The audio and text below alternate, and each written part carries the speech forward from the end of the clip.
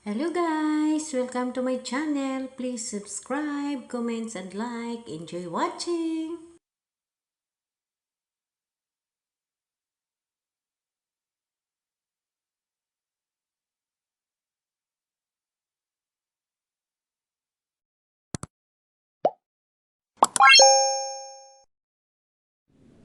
A few moments later.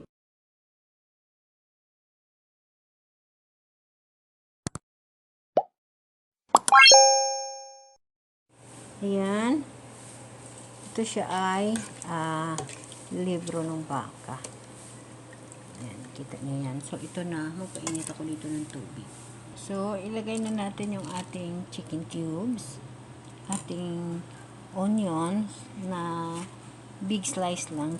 Thick slice lang. Okay? And then, i-cover natin siya within 30 minutes. Buksan natin siya. Ayan. Set natin siya sa pressure cooker. Ayan. Within 20 minutes. Okay. Okay. Hayaan na natin siya dyan. Make sure na sarado. Okay. Ayan. Malambot na siya. Ayan, onion natin. Ayan din yung garlic natin. Ilalagay na ako ng mantika. I-fry na natin. So, ilagay ko na yung garlic mo. Okay. Ayan. Ayan. And then, anato oil. Okay.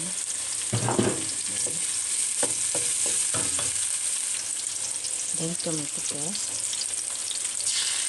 Ayan. Okay.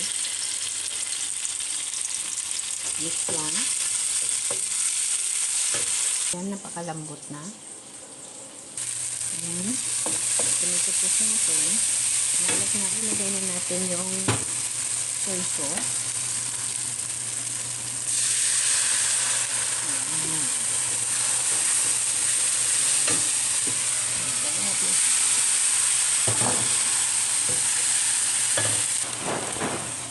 Salt and sugar next. Ayan na siya. Ilagay na rin natin yung ating sauce na pinalambutan. Ayan. Okay.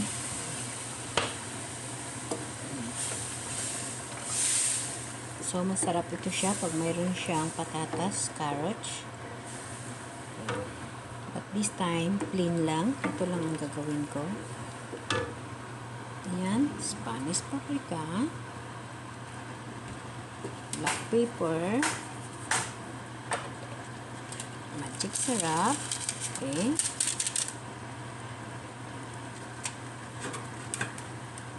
laurel, bay leaves, ayan. So, pakuluin na natin, kaglagyan natin ng thickener. Now, ilagay na natin yung ating assorted frozen beads, okay. Yan. And then, ilagay na natin yung ating thickener. Thickener natin. Okay. Yes. Minute. Yan.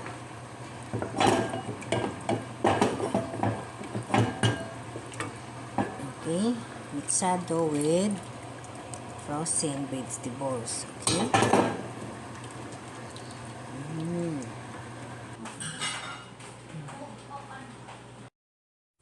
Thank you for watching. Please subscribe, comment, and like.